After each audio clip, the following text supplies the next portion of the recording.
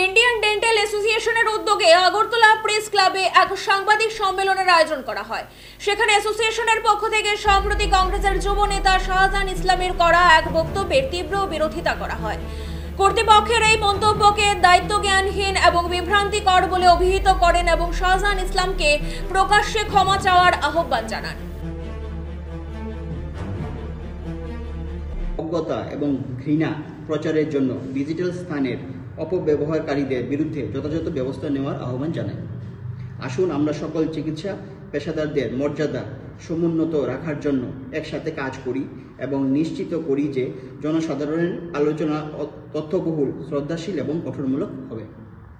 Thank you. আমরা social মিডিয়ায় লক্ষ্য করলাম যে জনৈক একজন লোক আমাদের মাননীয় মুখ্যমন্ত্রীর পেশাগত ব্যাপারে এবং মুখ্যমন্ত্রীকে অবমাননা করেছেন।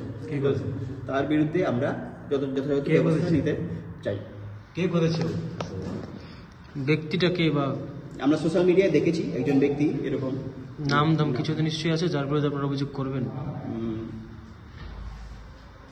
আমাদের ভাইস প্রেসিডেন্ট স্যার এই ব্যাপারে বলবেন। আমাদের